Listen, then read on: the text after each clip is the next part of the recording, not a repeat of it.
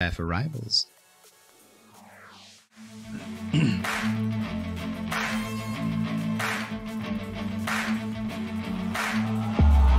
wanna taste the pain. I think I'm seeing all red. 2 bullets in the gun, 1 shot to the head. I need a blank space. 'Cause everything is a threat. But I never back down, man. I'd rather be dead. I'm making love to fame. She look better in bed. And I'ma rock this life till I take my last breath. I wanna make a change. I got 1 life left, so I'm gonna go down swinging. Don't you forget.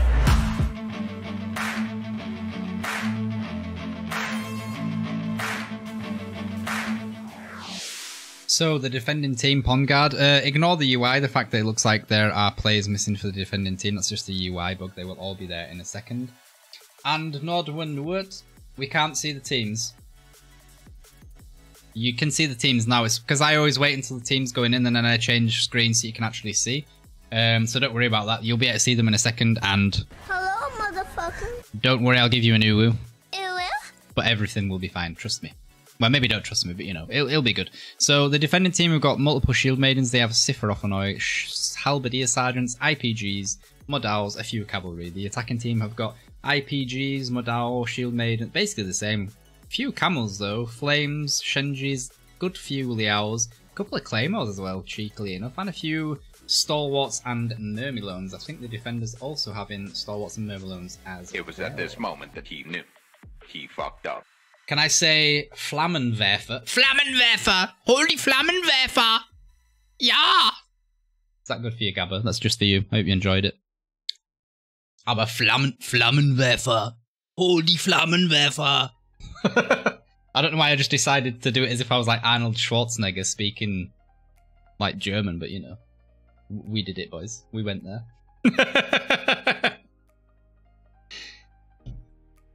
Right. I hope the game just didn't crash because... Oh, there we go. I was going to say, it seems like nothing's happening. It is laggy, though. Did not like that, did it? Let's get up here. Into the sky. Eat. I'll slow down my camera so it's hopefully not too bad for you guys. So, Pongard are obviously pulling back. They're not going to do a cheeky sally out like FatalFaction did. They're going to pull back, it looks like, to the C point initially. And FatalFaction are also using bombards to get the Eastern Breach down. They're pushing siege towers and rams and all the rest of it, because why not? And using all of the artillery that they can find to get rid of the cannons and culverins and all the rest of it on the back lines here. Ah! And these symbols at the top were the amount of artillery that was left over for each team, so... At the end of the last fight, Pongard still had 10 artillery, and the FatalFaction still had 1. And you can see, obviously, the attackers have got 30, and the defenders have got 15. So, you know, if I was actually good, I'd have been able to see that, you know, that was the case. But I'm terrible, so, you know, it's fine. Right. So, unit-wise is basically even as well, 1,075 to 1,076. Did it just jump off the wall over here? So we've got Jet Li on his culverin. Being a pain. Oh, he's running off. I was going to say that pike and short sword, if they get on top of him, might be a problem. What is going on here? Why did they just let Wincrow ride through? Eh? What? Eh? What did I just see? Why did Wincrow just, like, ride through and nobody did it? Oh, cheeky trap coming in, though. Bit too slow, though, to get... Oh, it hit a couple of Liaos. It didn't kill them, though. So them Liaos will just go to the resupply and re-heal, so... I mean, it was a good attempt, but a little bit too slow. Do you know what would have actually been useful for the defending team on the last match? And maybe for a defending team on this match? Longbows. Because as the attackers, you can't really get a treb down here until you're in a position to do so. I suppose saying that you wouldn't have that much of an angle. But you can maybe get like longbows up on the tower. I don't know if that would even work, because they could just treb it, couldn't they? We'll see. But Pongard have definitely got set up on to defend the C point. Obviously A and B has just been lost. The supply down here is not being defended. We do have a guy at the back here with his stalwarts, just in case somebody does try it cheekily going through. Hans, get the Flammenwerfer! Holy Flammenwerfer! Everyone loves Flammenwerfer. Ah, yeah. Right, so a couple of Pons guards guys have maybe just been caught out. Oh, they're sallying. They're counter pushing. I like it. No Trebs going down. Ooh, flames as well. Very good shout from Pond guard. They need to get Trebbed. Ooh, the Treb's a bit too far back. Bit too far back. Good fight though. I very much like that sally from Pond guard. Very, very nicely done. Fight at the top of the stairs here.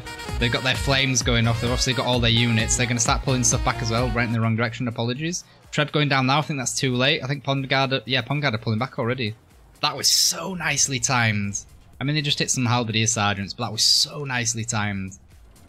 I think hero-wise, no one... Well, Pond guard lost a guy, but the attackers definitely lost, what, 150 units there? Off one engagement. A very, very nicely timed engagement from Pond guard as well.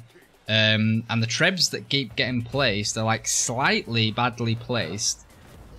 Like, that's not really going to hit anything.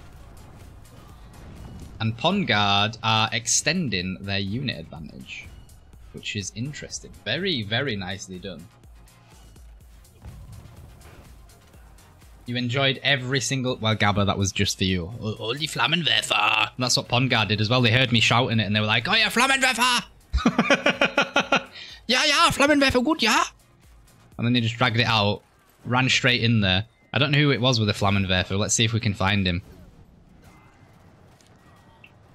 But Pond guard have done that very well. They've got a 200 unit advantage now. And because they're forcing the fight to be at the top of the stairs, like, FatalFaction have to get up the stairs to get a Treb off, otherwise they can't actually place a Treb properly. And because they've just got, like, these stalwarts here just... Oh no, they're already gone now, but this whole stalwart stacked up... Ooh, that's a lot of cavalry, though. Like, holy crap. FatalFaction have almost just, like... They've actually pulled that back. There's only 30 units difference now. And FatalFaction have pushed all the way on the sea now. That is mental. And artillery-wise, FatalFaction have still got 30 artillery to use. So if they get C now, and it looks like they're going to be able to push through and actually get beyond C, and Flammenwerfer, Forsaken Munchuk is I, bro. Ich brauch mein Flammenwerfer. Komm, Flammenwerfer. Flammenwerfer's the best, ja. And they're just running around, Flammenwerfering everything. But FatalFaction have been able to push back here. Look, they're going to catch out, what, 5-6 dudes? And here's some more Flammenwerfer from Peepo. If FatalFaction can get rid of this lot and capture C, they now have 30 artillery. 30. Let that sink in. 30 artillery to just pound down the defenders on the base point. And they've still got 8 trebuchets as well. So... this is going to be rough, man. So there's still fighting going on down here. I think Pond guard have definitely lost more heroes at this point. I would love to be able to just push tab and tell you exactly how many they've lost. But the game isn't going to tell me because, you know, it's genius. And the UI is amazing and couldn't be improved in any way. Yes. But I think FatalFaction now will calm down a little bit. They've got, what, 14 and a half minutes? They should start building, like, mortars down here and just start bombing the shit out of stuff. That's what I'd do. I don't know if you build mortars here. I think if you build mortars in this corner, you should be able to loop them over as well. Should be able to loop them over as well. But what they need to do now is just a pure artillery game. Just literally artillery up to the eyeballs, up to the max, and just start artillery and everything. Obviously, Pond guard have still got 10 artillery. They've placed basically everything at the end point as well, but the fact that FatalFaction have got double available, that is a very good position even for multiple artillery. So they've got ballistas if people try coming along and, like, you know, with a hero trying to get rid of stuff. They've got multiple mortars going down now as well. Got a decent line of sight straight off the bat. There is a guy with a longbow in the back there, or is that their own ballista? It might be their own. I think it's their own ballista there, look. He's probably not going to be able to do that much damage against the artillery with that though, so that should be good so far. It should be good. And FatalFaction basically just shouldn't do anything now. They should do. Are they actually going in already? Why are they doing that? Why are they just, like, putting units in here to die? Oh, that Shenji bomb though didn't actually do all, interestingly enough. And they push through on this side as well. Are they just like sacrificing stuff to get rid of like key units and artillery already? I don't understand why they didn't just like use their time and artillery to try and do this. Also, we've got flames from the attackers on this side. They're gonna massively help the attackers push through there, like easy mode. Flames on this side also from the attacker, so Fatal Faction are embracing the Flammenwerfer. There is still artillery in the corner here though. It looks like a grape shot could do work on the attackers. Pond Guard are dropping heroes fairly heavily, and because the attackers have got 2 sets of Flammenwerfer out, they're actually going to be able to CC the newly arriving Pond Guard units fairly well. And they should start slowly now taking control of the base point. And because they're pushing normally, they should probably be doing like grape shot creep as well. 6 artillery have gone down since the push started. Obviously there was a good chunk that went over here and there's like 5 of it. So they've not placed any grape shots, which is weird.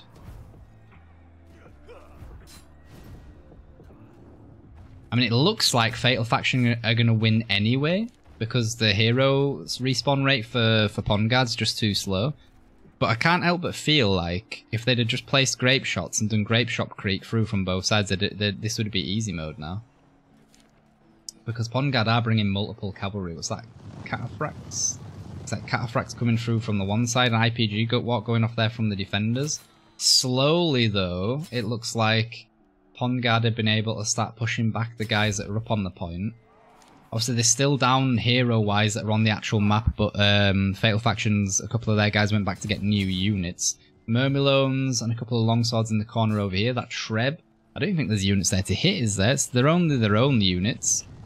Kind of a badly placed Treb. They've got heroes coming in from behind constantly. They've not really got anything placed to stop that. Liao's coming in as well. Fatal Faction are going to win. It's just going to be a grind. And still no extra artillery place, which is just weird. Where's the artillery placement, boys? Do you guys not play territory or what? Yeah, Pond Guard won the first one, Lex, and it looks like Fatal Faction are about to win the second one. So it's going to go down to the tiebreaker on grasslands. Yeah, so it looks like Fatal Faction are going to win this second round.